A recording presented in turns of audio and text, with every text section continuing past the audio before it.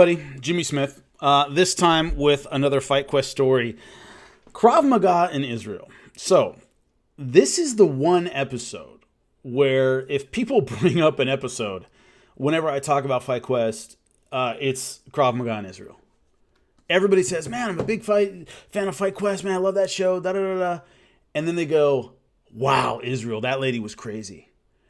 Man, Doug went through hell in Israel. It's almost always the second thing people say about Fight Quest. A, they're a big fan. B, oh my God, the Israel episode. How did Doug survive that?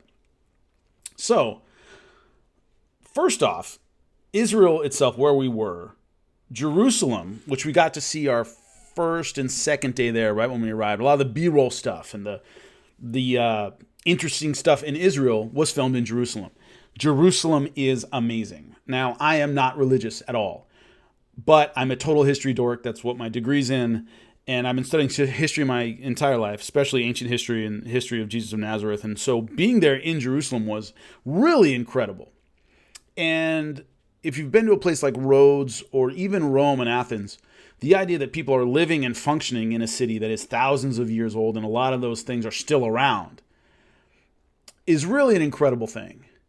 And so to be there and see the Wailing Wall and the Dome of the Rock and all these amazing things, I wasn't having the emotional reactions everybody else was having, who was religious and was there for religious reasons.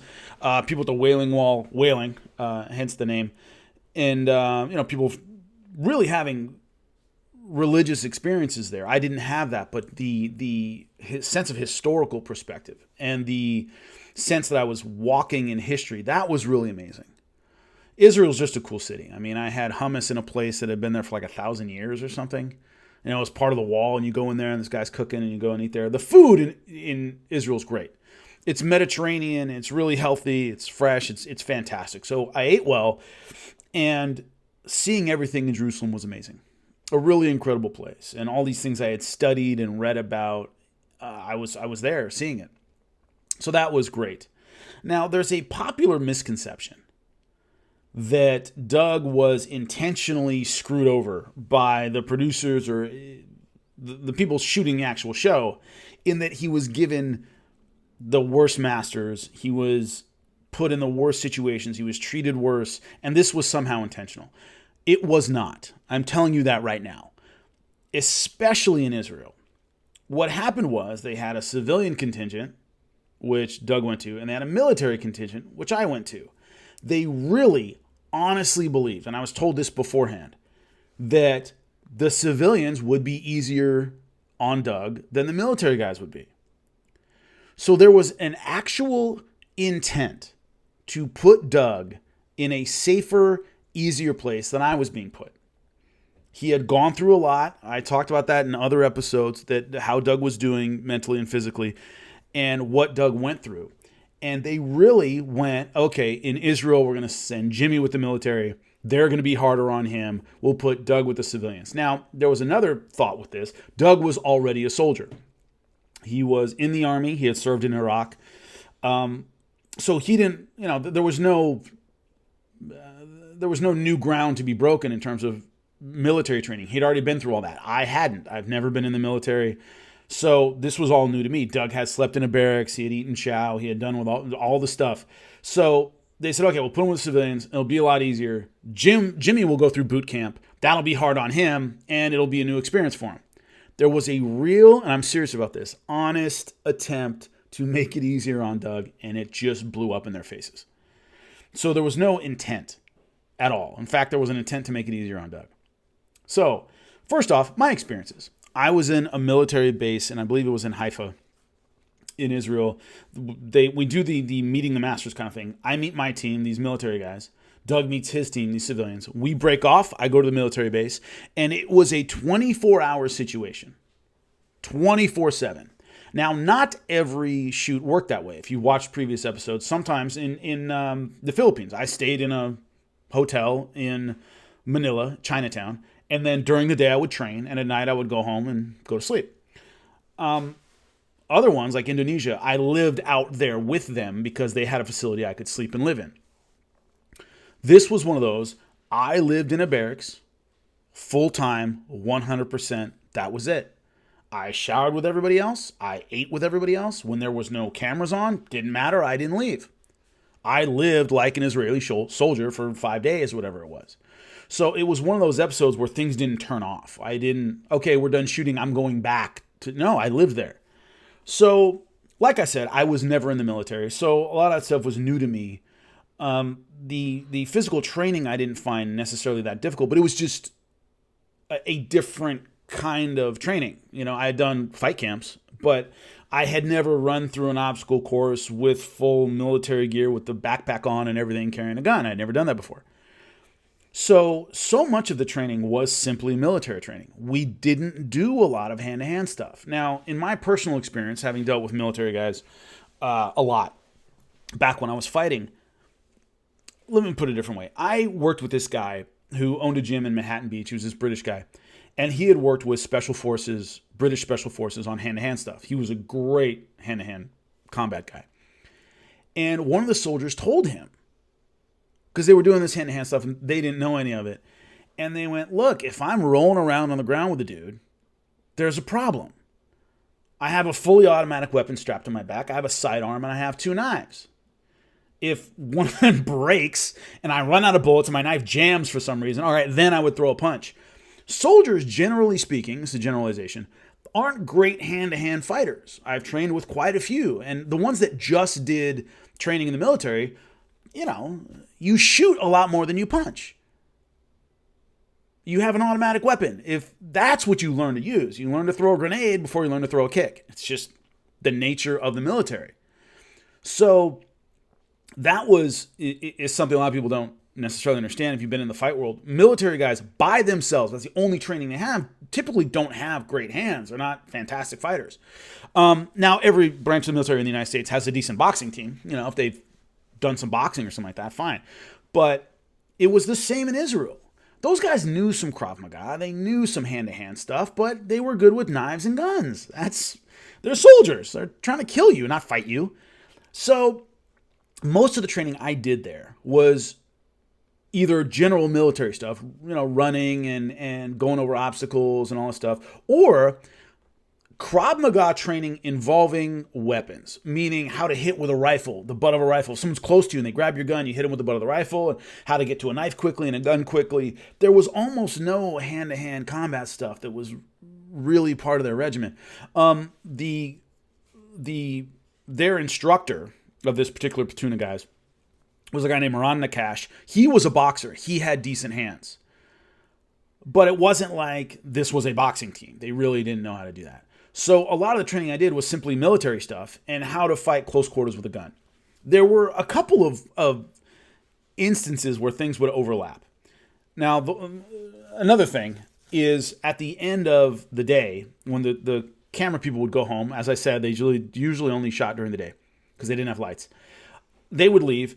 They had this matted room where we would do some sparring and some jiu-jitsu and some hand-to-hand stuff. I smoked them, especially on the ground. A couple of guys did some jiu-jitsu. They were maybe blue belt level. They really didn't have great jiu-jitsu. So whenever we, after hours, and we were like, hey, can we do some hand-to-hand stuff? Or like, can you show us some boxing or some kickboxing? I was a much better boxer and kickboxer than they were. I was way better on the ground. One guy, Manesh was his name, was this big heavyweight. His parents, or his dad, was a Kyokushin instructor. So he had some decent kicks. He could actually fight. But you got to remember, they're young kids. They're 18 to 20, generally speaking. And they just weren't the professional martial artists. They were soldiers. So anyway, we did some hand-to-hand stuff. And what I mean by things overlapping is I grew up around firearms. My dad's from Kentucky. I grew up on a ranch until I was 9, and we would shoot all the time. And so we were doing this drill, and they handed out these AR-15s with no magazine in them. Well, they would just hand them out when we were supposed to do these drills. So they hand me the rifle, no magazine, but I checked the chamber. I opened it up and checked the chamber, make sure there's no live round in there. And everybody freaked out at me. Ron Nakash came up and was like, no, don't do that. I don't know if it's, they want to make sure you're not putting a live round in there. Is the sound of the action opening or whatever. You're not going to hand me a weapon and I don't check to make sure it's not live. That's not going to happen. I don't care what your rules are. I'm not a soldier. I didn't sign up for that. So there are also things like that. They hand me a gun and expect me not to check it. Is like, no, I'm not. I'm not doing that. I don't know what their guys do. Apparently they don't. But like, I'm a civilian. You're not gonna give me a gun and I don't check the action ever. So things like that, where they're like, you're part of the unit, but I'm not. I order you not to do that. I'm not under your command. Like, I'm not. You're not handing me a live weapon. I don't check it. So that was a little bit of an issue. But stuff like that. Most of the training was like hand to hand with weapons, and there were these weird times when we did this thing where I went through an alley and they jumped out and kind of attacked me, and I had to use my like Krav Maga stuff on them. Well, as they set up the alley, they had me wait across the street in full military gear. I am dressed head to toe like an Israeli soldier, and I am not an Israeli soldier. So that was weird. Just standing there on the street, and I don't know what neighborhood I'm in. Nobody's with me. The gun I'm holding is not live, so I couldn't defend myself if I had to. That was awkward and weird, So that made me nervous. I don't like, dressing up like I'm in the military if I'm not, which I'm not. So yeah, there were a few like awkward overlaps of like the civilian and the military, where it's, once again, you give me a gun, I'm going to check the action. You're not supposed to do that. Okay, I don't care. I'm not going to handle a gun I'm not sure it was live or not. So we did all this training. Pretty fun stuff. Good people. I really liked them. The one thing I wouldn't let them deprive me of is sleep. And I said this in the beginning of the show when the producers were talking to me about stuff I'd have to go through. And I went, 2 things I got to have to give you a decent show. I got to have sleep and I got to have food. And if you saw the Mexico episode, they were considering making me go through a cut before the fight, which would have deprived me of food. And I can't give you a decent show. I'm going to be too hungry and tired to host the way I need to host. Well, in Israel, when I first got there on the military base, one of the things they talked about is they would do these drills where they would come into the barracks with like bullhorns at 1 a.m. Get everybody up, get out. They got to line up at attention and do drills or whatever at 1 a.m. I was sleeping in a barracks with everybody else. Now, it wasn't a full barracks. There weren't a lot of people there. It was only a couple. I was sleeping with like the guys I was with were like a level above your regular rank and file soldier. They were teaching them. So I stayed with them. So I wasn't with necessarily the rank and file guys, but they would do that, kick the door open and get everybody up at 2 a.m. And I told them, you guys can't do that in the barracks I'm sleeping in. Number one, that's not on camera. So it doesn't help the show because no one's shooting when you kick the door open and wake me up. Number two, I'm going to be exhausted the next day and I'm not going to be able to tell the audience why. Because if I'm just tired and I can't do a run and I tell them, yeah, they woke us up in the middle of the night last night. Well, there's no footage of that. And so there'd be a continuity problem because I would seem exhausted for no reason. So I explained to them, I was like, oh yeah, sure. No, we're not going to kick down your barracks door. But some of the guys would get up that I was staying with and go like rouse the kids out of the barracks next to me and it would wake me up. But it wasn't that bad. But generally good kids, and I had a good time hanging out with them. We would go out to dinner, after we were done shooting and stuff like that. Just good guys, I would eat meals with them. So everything was going all right. And then the day, I want to say it was the day before the fight. We had done sparring stuff. Fine, great. We're lining up to do sparring. And the instructor, whatever you want to call him, the master, Ron Nakash, had told me right before. He goes, yeah, they kind of want me to beat you up a little bit. And I was like, all right, I know how it is. No problem. I've been through other shows before. And they lined me up with that guy, Manesh, who was like 220, 230 pounds. And we're going to do leg kicks today. And I went, let me guess. And we weren't allowed to check him. I literally had to trade leg kicks with this guy for I don't know how long time. And I wasn't even allowed to check him because I could check a kick okay. Nope, stand there and take it. So I just traded leg kicks with this giant who once again had a background in Kyokushin, so he had some decent kicks until my legs were all swollen up and I couldn't walk. And that was the day before the fight. At least, Ron warned me beforehand how bad it was going to get. So as soon as we lined up, I was like, here it comes, the equalizer. And so they beat up on my legs and I couldn't walk. And so that was the condition I walked into the final fight in. So I really didn't have an issue so much with the calisthenics and the training and all that stuff. That last sparring session, if you want to call it that, we just traded leg kicks until I couldn't walk, and then I had to fight the next day.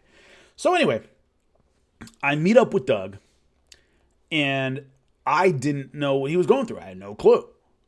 And we met up, and he started telling me these stories of what he went through there. And I was so mad. So mad. He told me a story of this woman, Avavit, I believe was her name, walked up to him, introduced herself, and then elbowed him in the face. Cracked one of his teeth. He said she walked up and said, "Hey, I'm Avavit. This is what you have to be ready for," and just elbowed him right in the face. Now, I want to say something very quickly. There was always a line of respect everywhere I went in FightQuest. And that line of respect was partly, if the gloves come off and I'm allowed to do anything I want to do and I'm really mad at you and you really corner me, I'm going to hurt you, and I'm going to hurt you bad. Meaning, plenty of guys in Mexico City could outbox me. None of them could wrestle. None of them knew any jiu-jitsu. There were great guys in jiu-jitsu in Brazil. They were not mixed martial artists. They really didn't know how to throw punches and kicks. There wasn't anybody anywhere near my size, because we never did an MMA episode, really. We did Kajikembo, and I'll go over that next time. If I really turn it on, I can hurt you. You don't know how to defend a heel hook, and I know how to do one. So there was always, like, when I remember boxing in Mexico City, and we're about to spar, and the guy starts laughing. He's like, "Man, don't kick me, bro. Don't kick me. It's just boxing." And I was laughing, and I sparred the guy. But there was always that line of, like, if I really want to put it on you, and you piss me off, if you hit me in the balls multiple times while we're sparring, I will plumb you and knee your liver right through your friggin' back. And they all knew it, and they all respected. They all walked a fine line with me. Not fine in that I'll take a beating for the show, and and I won't complain about it. But if you really want to make this personal, I'm going to hurt you, because you don't know everything I know. You know your style better than I do, but you don't know everything I know, and you don't want a real fight with me. Doug didn't have those skills yet. He wasn't a great mixed martial artist. He didn't have a great ground game. He had never been in a professional fight. So Avavit and her team took advantage of that and elbowed him in the face. Now, I'm a little torn in that I was upset it wasn't me. Because if you walk up to me and introduce yourself and elbow me in the face, I'm going to elbow you in the face. And then we got a problem, because I guarantee you I elbow harder than you do. Doug told me he was in a lot of situations in Israel where he was worried he was going to die, that they were going to kill him. Like, 5 guys stomping on him at the same time and fighting with guys and they were throwing stuff in his eyes. And like, if you did that to me, I'd break every bone in your body. We're not sparring anymore. We're fighting. And none of the guys in Israel had a decent ground game. And they weren't professional fighters or whatever. So I felt Doug was taken advantage of. Now, if they had sent me with this woman, we probably wouldn't have had a show. That's why I'm torn. Like, I'm sorry it wasn't me, and then I wouldn't have taken any of that stuff. And if they want to go, let's go Krav Maga 100%, okay. Okay. You want to go 100%? You want to make this a fight? Sure. You ain't going to like it. Now, there wouldn't have been a show in that once you're adversarial with the person who's supposed to be your instructor or the team in general, we're not training anymore. I don't like you. You don't like me. We're fighting. And that doesn't make a good show. I don't trust you. I'm not going to listen to you. I don't like you. If you come near me, I'm going to hit you.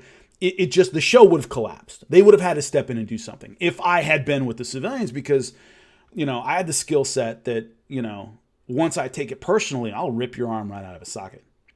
I'll take a heel hook and spin your leg the wrong way. Now, one thing I want to talk about in terms of Krav Maga itself, I wasn't taught, once again, we didn't do a lot of Krav Maga on the military base. I was saying we didn't do a ton of it. Anyone who says our style is to kill, our style is to rip someone's eye out, our style is to crush somebody's throat, my response to that is always, have you ever ripped out anybody's eye? The answer is always no. Have you ever actually killed anybody with your bare hands, with the style you're talking about? The answer is always no. I'm not knocking that in terms of, you have to train to do some brutal things. I understand that. Unless you are lining up cadavers and practicing pulling out eyes like Pai Mei, you don't know if you can do it. Jiu-jitsu is about choking people unconscious and breaking their arms and limbs, whatever. Jimmy, have you ever broken a limb? Yes. Have you ever choked anybody out? Yes, I have. I know how hard I can go and how far I can go. I had a friend of mine who was training down in San Diego, and they were training eye gouges.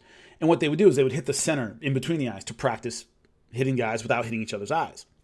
Well, one of the guys in this class got mugged. He was at a ATM and some dude mugged him. And what did he do? He turned around and he hit the guy in between the eyes. Because that's what his muscle memory did. And the dude apparently got so freaked out he ran away anyway. But that's martial arts. You do what you've been training. In jiu-jitsu, we go as close to breaking limbs as you can go without breaking limbs. And if I have to break a limb, I can do it. I've had plenty of guys in chokes where if they didn't tap, I was going to put them out. Boxing. Have they ever knocked anybody out? Yeah. In sparring and in professional fights. So they know what they can do. The problem is the more you say my style's deadly, the more I have to ask, well, how often have you done it? The actual act. How often have you crushed somebody's throat? And once again, unless you're using cadavers or something, you've never done it. So the idea that, we train to kill. Well, have you ever killed anybody? Gunnery Sergeant Hartman. Full Metal Jacket. If you haven't seen it, by the way, watch it. Your rifle is just a tool. It is a hard heart that kills. And it's, do you have the balls to actually do that if you had to? I have the balls to knock somebody out or permanently disable them. I do. And I have. So it's so that's the thing to me about the Krav Maga style that, we train to do all these horrible things. Well, if you haven't done any of those horrible things, you're just guessing. So that's the one issue I have with styles like that. Not just necessarily Krav Maga, but a style that's, we practice this. Well, do you really practice it or do you stop at a certain point? There's only so much you can do. So it really bugged me that they took advantage of Doug and scared the crap out of him and hurt him so much and all that stuff, which I would not have accepted. I would have turned it into a fist fight that I would not have held back on, which is better for the show that I didn't. But so he was telling me all these stories and I was pissed off. I was getting madder and madder as he was talking. So the final, remember, I don't know any of this stuff. We weren't together. So I learned it like you guys did. You guys learned it watching the show. I learned it with him telling me all these stories. And so I kind of got it all at once when we met up again in Israel. So they set up the final fight, and it was the first final fight that they had to stop in the middle. Because they went go, and all of Avavit's team jumped on Doug and started beating him up. And the producer cut, stop, stepped on the mat, and went, "We can't do that, guys. This isn't good television. You can't do that. You can't have 10 guys jumping on Doug and beating him up. You got to do one and then two, something. All right? 2 or 3 at a time is fine or whatever." Because I've been through group fights before. Doug had been through group fights before. We fought 5 in a row in Kyokushin in Japan. So, we had been through group fights, but you can't just have 10 guys jump on the poor kid. And so it was the first and only final fight where the producer stepped in and went, "Don't do that. This is not, it's not even that it's cruel to Doug, which it is, but it doesn't make good television. Just, a bunch of guys beat him. You're not showing us anything. You're not showing us the style. Any 10 people can jump on a dude and start hitting him." So they modified some things, and don't think I wasn't super pissed by this point. I'm watching, and all my military guys are behind me. And I'm watching them beat up Doug, and I'm like, I'm telling all of you, I came this close to going, "You know what, screw this," to my guys, and just going, if they're going to fight, let's all fight. And it would have been like a Wild West throwdown. Because my guys, my unit, they were all mad. They were watching this going, "Dude, they're going to kill this poor kid." They were all pissed. If I had jumped in there and said, "I'm defending Doug," they're all a military unit. They considered me one of them. They were like, "Oh, screw that, let's all go." And it would have been this big group fight, which probably would have looked great on television, but I came this close. The producer jumped in right as I was about to jump in and go, let's go. And so they eased up on Doug. I forget what they did, but it was a slower version, and I was still mad. I was still mad at the end, but it wasn't as bad. And then my final fight happened. The only problem was my legs were all jacked up, so they just kept hitting me in the leg. I kept falling over. Other than that, it was fine. I've been through worse beatings in my life. So that was the story of Israel. Was I had a good time with some kids that were good people. Oh, one little thing. they wanted a shot of me at the firing range. They wanted to have me do some gun training, and they couldn't get permission from the base commander to do it. He wouldn't allow it. So we're discussing this. My producer's like, oh, they won't let you. And I said, okay, I don't care. Whatever. So somebody came up to me, one of the guys in the unit, goes, meet me at the firing range at 6 o'clock. Okay, cool. So anyway, he goes, I'm not supposed to do this, but I'm going to put you through our firearms training. Sweet. 45 on my hip, AR-15 behind me, strapped to my back, kind of. Now, I've been shooting since I was a little kid. Once again, I grew up with firearms, grew up in the country. But I'd never gone through anything tactical like that. I've never done like multiple targets and moving around. It's kind of like tactical training. I've never done anything like that. So he put me through they had all these targets up in different places, and he would stand behind me and call out the target and call out when to switch weapons. Like you're out or switch magazines. So I had to listen to him and then do whatever he told me. And I went through the whole thing, man. The 45, AR-15, switching weapons, switching magazines, switching stances, down, low, high, this, boom, boom, boom. First time ever, and I crushed it, man. I did really well. So the guy comes up to me at the end, and I take out the magazine, open the chamber, and he goes, man, you really do know how to fire a gun, don't you? And I was like laughing. I was like, yeah, my dad's a hillbilly. So it's part of growing up with him. And he goes, man, you did really well. You did really well. I said, thanks, man. I really appreciate that. So he put me through the whole training regimen for their tactical shooting, and it was a ton of fun. But that was my experience in Israel. It was culturally a lot of fun. The people I trained with were a lot of fun. And the downside was watching Doug or hearing about Doug going through what he went through and then seeing him go through what he went through in the final fight was really tough. So next up is the final episode of the first season, kind of. I'll explain it in a little bit. Kaji Kimbo. So stay tuned for that one. It's coming up.